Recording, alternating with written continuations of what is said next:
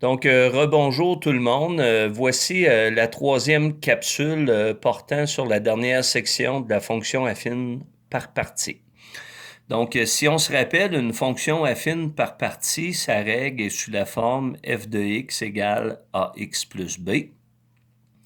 Notre a minuscule correspond à la pente. Puis à ce moment-là, pour récupérer la pente, on avait vu durant l'année qu'on pouvait travailler avec delta y divisé par delta x, qui était la variation en y divisée par la variation en x. Ou sinon, on peut utiliser y2 moins y1 sur x2 moins x1. On a le b minuscule qui est l'ordonnée à l'origine, puis à ce moment-là, soit qu'on le récupère graphiquement, ou sinon on utilise un point. Donc, dans l'exemple ci-dessous, on va regarder ici comment trouver la règle de cette fonction affine-là par partie. Puis à ce moment-là, vu qu'on a une, deux, trois sections, vous avez comme trois règles à trouver sous la forme f de x égale ax plus b. Donc, on va y aller avec la première section. Donc, si on regarde de 1 la pente en utilisant delta y par delta x, donc première étape, vu que la section de droite, quand on regarde gauche à droite, que cette section-là descend, c'est sûr que la pente va être négative. Puis par la suite, delta y, on les récupère, principe d'un thermomètre. Fait que si on regarde en y, la plus basse valeur, c'est 1. Pardon. Pour s'en aller jusqu'à 4, on a une variation de 3.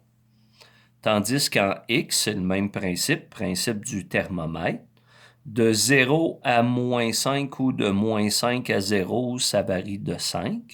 Donc, à ce moment-là, notre pente est de moins 3 cinquièmes ou de 0,6. Donc, c'est là que je peux commencer la première partie de ma règle, c'est-à-dire, ça va nous donner f de x égale, je vais placer la pente qui est moins 0,6, accompagnée de ma variable x.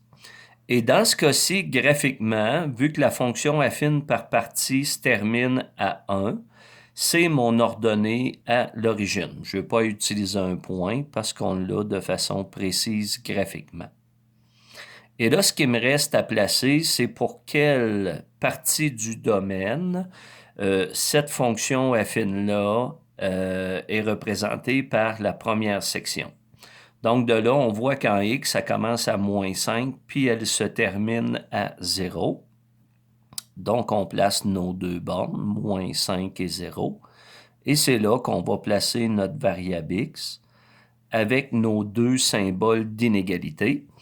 Puis à ce moment-là, on utilise la notion du égal parce qu'on part d'un point plein puis on finit par un point plein. Donc la deuxième section, c'est un petit peu la même chose, c'est-à-dire que on refait la même affaire, on calcule notre pente, on récupère l'ordonnée à l'origine, mais à ce moment-là, l'ordonnée à l'origine est encore de 1. Puis la pente, ben, on fait la même chose, delta y divisé par delta x. Donc, vu que c'est à peu près la même chose que la première section, je ne la complète pas. À ce moment-là, la troisième partie, je vais la compléter parce que là, l'ordonnée à l'origine, on ne l'a pas clairement sur la troisième section.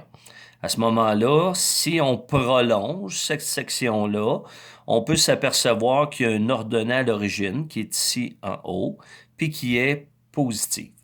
Fait qu'à ce moment-là, je calcule mon A avec delta Y divisé par delta X encore.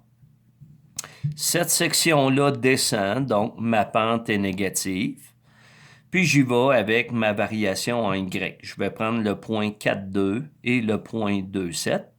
Donc, en Y de 2 à 7, ça varie de 5.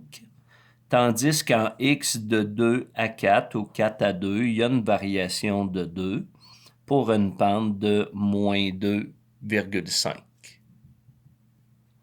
Si on continue à construire notre règle, donc c'est là qu'on va insérer notre pente dans la règle pour nous donner moins 2,5x plus b. Puis à ce moment-là, on va prendre un des deux points pour calculer notre ordonnée à l'origine. Donc, exemple, je peux prendre le point 2, 7. Donc, je remplace f de x par 7.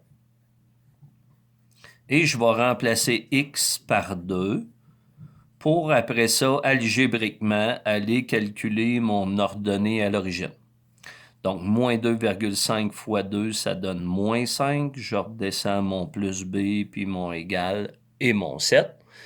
Et par la suite, pour isoler mon b, je me débarrasse de moins 5 par plus 5 plus 5. À ce moment-là, mon ordonnée vaut 12. Donc, la règle de cette section-là, c'est f de x égale moins 2,5x plus 12. Donc, voilà comment on récupère la règle d'une fonction affine par partie. Donc, à ça, si on regarde un petit peu plus bas, des fois, on peut avoir des sous-questions, c'est-à-dire à partir de cette fonction, donne f de moins 2.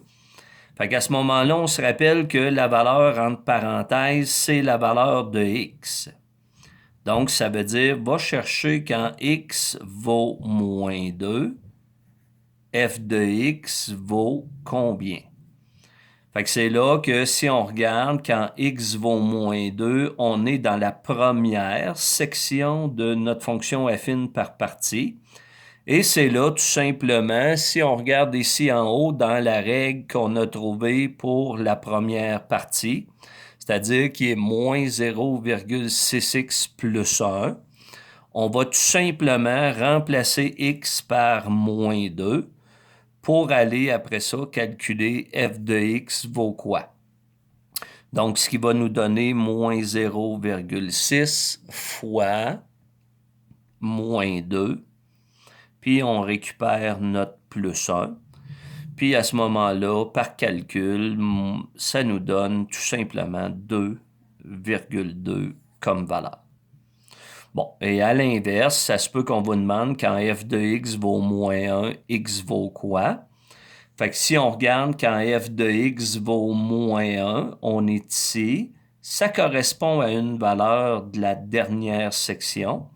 Fait qu'à ce moment-là, on récupère la règle de notre troisième partie, puis on remplace f de x par moins 1 ici.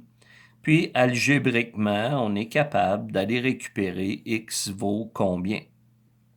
Donc, à ce moment-là, on se débarrasse du plus 12 par moins 12, qui fait moins 13, égale moins 2,5x. Puis, en terminant, en divisant par moins 2,5 chaque côté, vous allez avoir la valeur de x vaut combien. Fait qu'à ce moment-là, je vais vous laisser la calculer vous autres mêmes, sauf que si vous voulez la réponse précisément, ben à ce moment-là, j'ai pas ma calculatrice, donc vous la pitonnerez par vous-même. Sur ce, ça met fin à notre dernière capsule sur la fonction affine par partie.